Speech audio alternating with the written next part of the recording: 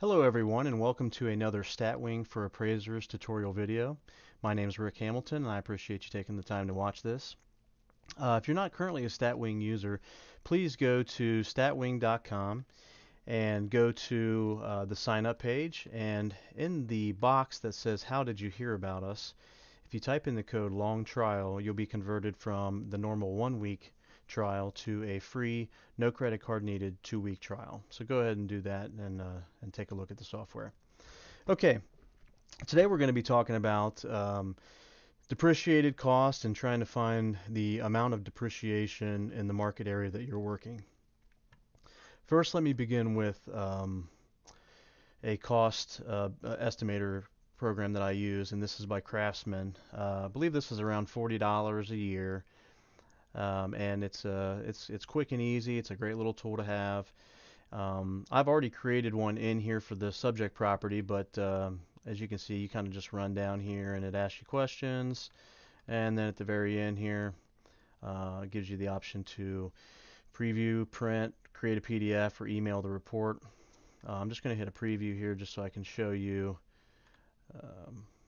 Oops, sorry about that. What happened? So it gives me a breakdown of some individual costs here, and then at the end gives me a total replacement cost, the dollar per square foot, depreciation, actual cash amount, and then the estimated site value. So the important number here for our analysis today is this $87.81 per square foot. So now that's a total dollar per square foot number. Now if you wanted to break this down by foundation and garage, you could do that by backing some of these things out. But for the purpose of what we're doing, we're just going to use this 87.81. Okay. So what I have here is I've got, let's see, about 14 sales, comparable sales in this market that I'm going to be analyzing to find out what the depreciation is on them. So I've taken that, I've copied that, and I've pasted it into Statwing, and which we have covered in earlier videos, and now I'm into the actual analysis. So over here on the left-hand side, I've got my sale price and all the variables that I brought in, but I needed to create some new columns over there, and this will be very helpful as you'll see towards the end of the video. So the first thing that I needed to do was come up with a depreciated cost of the improvements. So in order to do that, I just went to the Create button, and you can just create an equation in here. And what I did was I took the sale price and I backed out the land value for the area, which I believe was $40,000 or $45,000. So I just created an equation like this: x minus 45,000, and just made sure that x was the sale price. I named the variable up here, and then I hit create, and it created it down there. From there, so that gave me the depreciated cost of the improvements only, since I backed out the land value. The next thing I needed to find out was the cost new of improvements.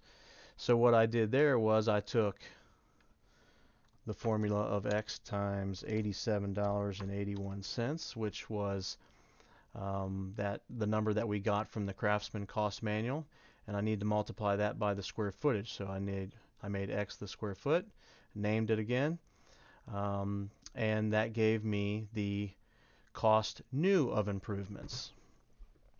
Okay, the next thing that I had to do was create or find out what that amount was, the difference between the cost new and then the cost now from the sale price, the depreciated cost, and that would give me depreciation in dollars. And that was real simple. That was just an x minus y, and x being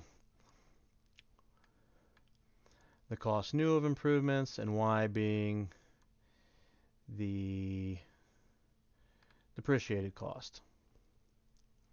So that gave me the depreciation in dollars.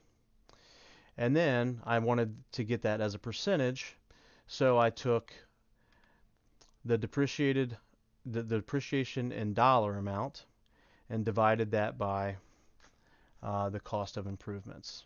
So that was an x divided by y, And actually on this, in order to get it more looking like a percentage, this I actually times it by 100. And what I did was I took X was the depreciated dollars and divided that by the cost new of improvements. And that gave me that as a percentage cost. So what to do next? So if I click on percentage cost and I hit the describe button here at the top left, it's going to run a quick analysis on there and give me some information. Okay. So it shows me the graph, you know, I don't know how helpful that is really in the analysis. More so the median and the average percentage of depreciation on those comps that I added in there. So so here we've got it basically the same, a median and average of about 25%. Now remember earlier in the Craftsman cost manual, they gave me, I believe it was like 35 or 36%. And you know, they're a national cost builder, so I think that this obviously is going to be a lot more accurate in my analysis. So, and then I can look at some things like this one for whatever reason was very high at about 75% of depreciation. So if I really dug into that particular property, there's probably a good chance maybe that it was in lesser condition than some of the other ones.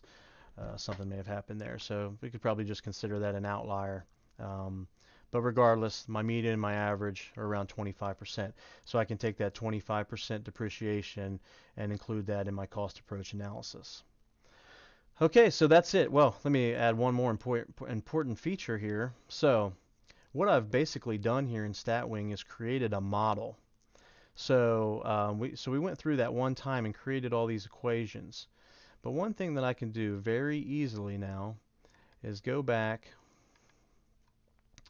and re-upload data. So say, you know, a couple days from now I'm doing another one of these in a totally different market and a totally different price range. I've already created the model, so I could come back to this in Statwing and simply paste or browse and upload that new data set in.